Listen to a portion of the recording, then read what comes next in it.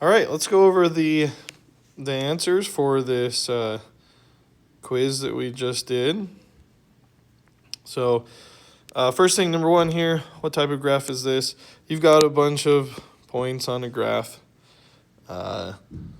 This is a scatter plot. We're looking at data, how two different variables correspond, and you end up kind of with random data, which you can later fit with some sort of trend line, but that's just a classic scatter plot.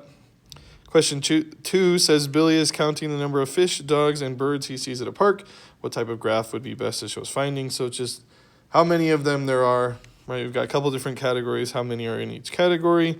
That's going to be a bar graph. That's the best answer there. That shows us how many of a certain thing there are. Moving on to number three. Sarah's tracking the amount of water she drinks each day over a whole month. What type of graphs would be best to show her results? Now, this one, the key thing here is over a whole month. Anytime you're showing changes over time, we typically want to use a line graph. Those are great. You can connect the dots and show, hey, Monday she had this much, and Tuesday there was this much, and Wednesday there was this much, and you can look at those changes throughout time. Question four, Joe took a poll of all students at the school to see what color their eyes were.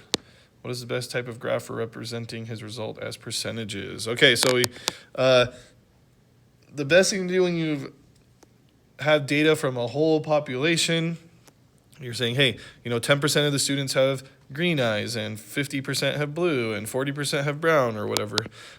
Best answer here would be a pie chart, right? Just being able to show, hey, here's my different divisions, and you can see we have all these different colors of eyes or whatever. Makes it very visual, very easy to see. Okay, then we get to question number 5 here.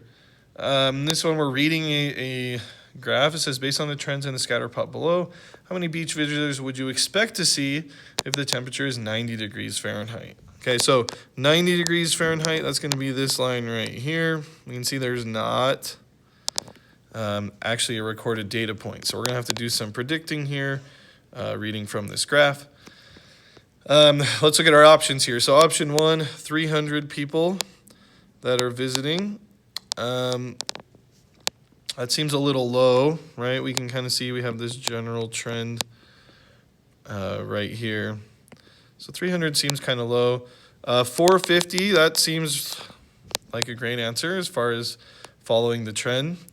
600, again, that could work. It seems a little bit high. And then 150, that's very low. So probably the best answer here would be 450. That really follows kind of this trend that we have going with this one outlier. But the main trend here is that as you increase the temperature, the amount of people go up. So 450 is our best answer. Number 6, how many people are very satisfied with their work? In the graph below. This one, we're just reading the graph. We're looking at, this is kind of a blurry picture, huh? We got about 35% of people are very satisfied with their work. So that one, we're just reading a chart. And then number 7, below is a table showing video display information of the video standards with a 4:3 aspect ratio, which has the highest number of pixels. Okay, so this one is actually a great example of how things will work on the ACT. So video standard, right?